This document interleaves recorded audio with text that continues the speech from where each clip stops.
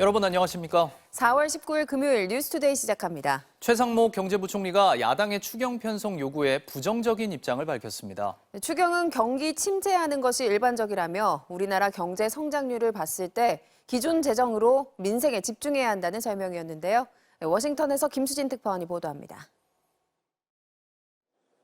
최상목 부총리 겸 기획재정부 장관은 현재 정부 재정의 역할은 경기 침체 대응보다는 민생과 사회적 약자를 지원하는 데 있다고 했습니다.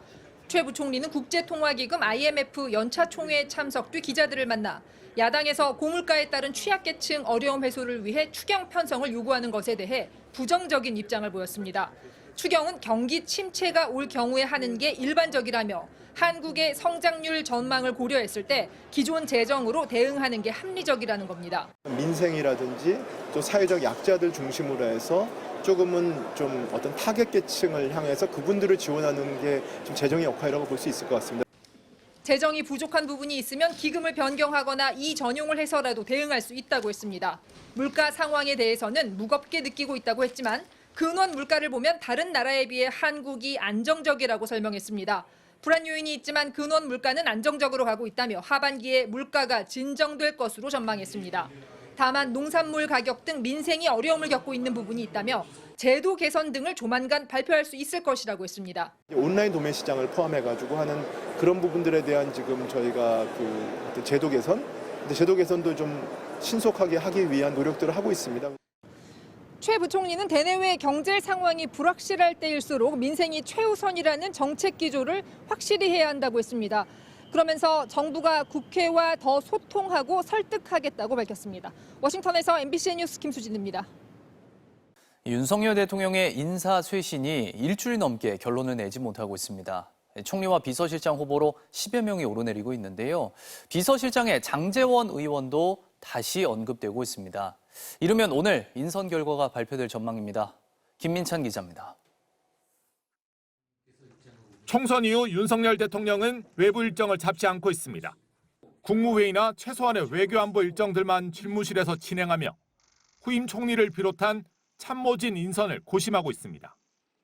전 정부 야권 인사들까지 하마평에 오른 가운데 결정 시기가 늦어지면서 비서실장에는 장제원 의원이 다시 거론되고 있습니다.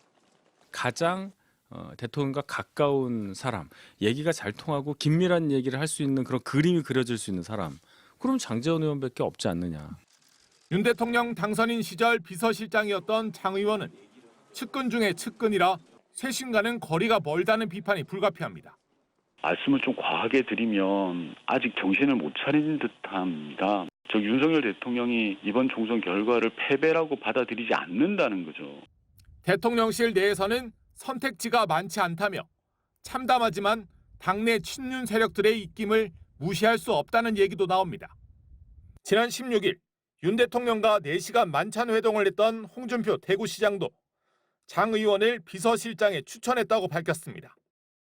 총선 참패 뒤 인적 쇄신부터 고민이 깊어지는 가운데 한 여론조사에서 윤 대통령 국정 지지도는 2주 만에 11%포인트가 급락한 27%를 기록했습니다. 전국 지표조사 기준으로는 취임 이후 최저치입니다. 윤 대통령은 이르면 오늘 후임 총리 지명자와 비서실장을 발표할 전망입니다. MBC 뉴스 김민찬입니다. 총리와 비서실장의 야권 인사들이 검토됐다는 소식, 대통령실이 공식 부인했지만 여진이 계속되고 있습니다.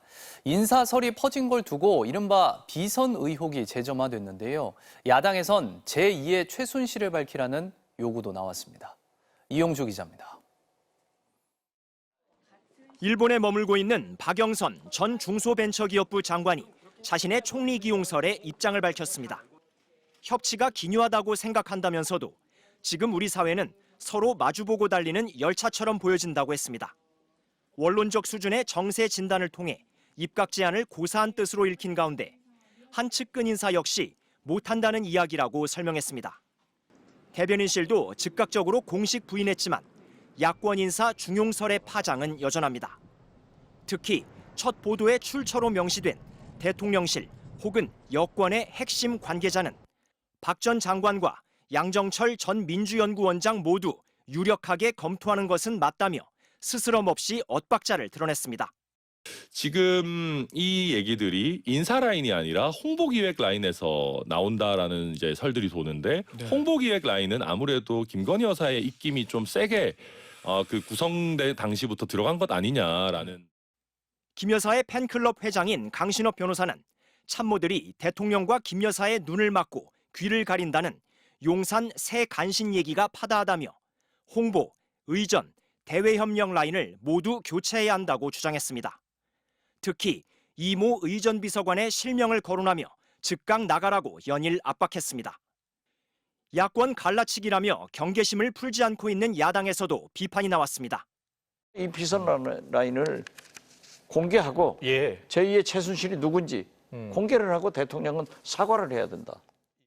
대통령실이 인물난 속에서도 총리와 비서실장 인선을 서두르는 건 이 같은 비선 논란 확산을 조기에 차단하려는 의도도 있어 보입니다. MBC 뉴스 이용주입니다. 따뜻해진 날씨에 나들이 가는 분들 많을 텐데 딱 몇 잔은 괜찮겠지 하고 음주운전하는 일 없어야겠습니다. 나들이철 일제 음주 단속에서 2시간 동안 14명이 적발됐습니다. 고병찬 기자입니다. 경찰이 서울 톨게이트에서 음주 단속에 나섰습니다. 예, 음주 단속 중입니다. 네, 되셨습니다. 1차 단속에 걸린 한 운전자는 술을 얼마 마시지 않았다고 둘러댑니다. 3잔 정도 마셨습니다. 소주. 3잔? 네. 경찰차로 이동해 실시한 2차 측정 결과 혈중 알코올 농도는 0.097%, 면허 취소 기준인 0.08%를 한참 넘었습니다. 23시 03분 0.097입니다. 면허 취소 수치입니다. 단속에 걸린 또 다른 운전자도 물을 마시고 2차 측정을 받아보지만 혈중 알코올 농도는 0.036%, 면허 정지 수준입니다. 네, 됐습니다. 6 나왔습니다. 0.03 이상이면은 면허 정지 수치거든요. 지인과 소주 한 병을 마셨다는 이 남성은 애꿎은 대리운전 핑계를 댑니다. 대리 부르셔야죠. 안 잡혀가지고. 경찰은 음주 사고가 늘어나는 나들이철을 맞아 전국 39개 주요 요금소에서 음주 단속을 실시했습니다. 어젯밤 9시부터 2시간가량 진행된 단속에서 면허 취소 6명, 면허 정지는 8명이 적발됐습니다. 음주운전 외에도 무면허 운전 4명 등도 함께 적발됐습니다. 고속도로 등 음주운전에 대해서는 안전지대가 없음을 명심하시고 음주 후에는 절대 운전대를 잡는 일이 없어야 될 것입니다. 경찰은 앞으로도 유명 행락지 또는 유흥 지역 등 음주운전이 예상되는 요금소에서 지속적으로 단속에 나설 예정입니다. MBC 뉴스 고병찬입니다. 은행 잔고증명서 위조 혐의가 유죄로 인정돼 수감돼 있는 윤석열 대통령의 장모 최은순 씨가 다음 주 가석방 심사를 받습니다. 최 씨는 이미 한 차례 가석방 심사에서 떨어진 적 있는데요. 법무부는 요건만 맞으면 자동으로 심사 대상이 되는 거라며 확대 해석을 경계했습니다. 윤상문 기자입니다. 법무부가 다음 주 23일 정기 가석방 심사위원회를 열고 4월 가석방 규모와 대상자를 심사합니다. 이번 심사 대상자 명단에는 윤석열 대통령의 장모 최은순 씨도 이름을 올린 것으로 파악됐습니다. 현재 서울 동부구치소에서 수감 중인 최 씨가 가석방 심사를 받은 건 지난 2월에 이어 이번이 두 번째입니다. 심사 결과는 나온 것으로 알고 있습니다. 거기에 그 대통령의 장모 되시는 최은순 씨가 포함되어 있나요? 포함 안 된 것으로 알고 있습니다. 최 씨는 지난 2013년 경기도 성남 땅을 사면서 저축은행에 349억 원이 있는 것처럼 잔고증명서를 위조한 혐의로 재판에 넘겨졌습니다. 1심과 2심은 최 씨에게 징역 1년을 선고했고 최 씨는 작년 7월 2심 법정에서 그대로 구속 수감돼 현재까지 복역해왔습니다. 현행법상 형기의 3분의 1 이상이 지나고 교정 성적이 우수하며 재범 위험성이 없으면 가석방 심사 대상이 되는데 최 씨는 형기의 70%를 넘긴 상태입니다. 법무부는 요건만 맞으면 자동적으로 심사 대상자 명단에 올라간다는 입장입니다. 또 한 차례 부적격 판정을 받은 경우 바로 다음 달엔 가석방 대상이 될 수 없고 2달 뒤 재심사를 받는다고 설명했습니다. 최 씨는 2월 심사 대상자 명단에 자동적으로 올라갔다 부적격 판정을 받았기 때문에 2달 뒤인 이달 재심사를 받게 된 겁니다. 법무부 차관위 위원장인 가석방 심사위가 최 씨에게 가석방 적격 판정을 내리고 법무부 장관이 최종적으로 이를 승인하면 최 씨는 이달 30일 구치소에서 풀려나게 됩니다.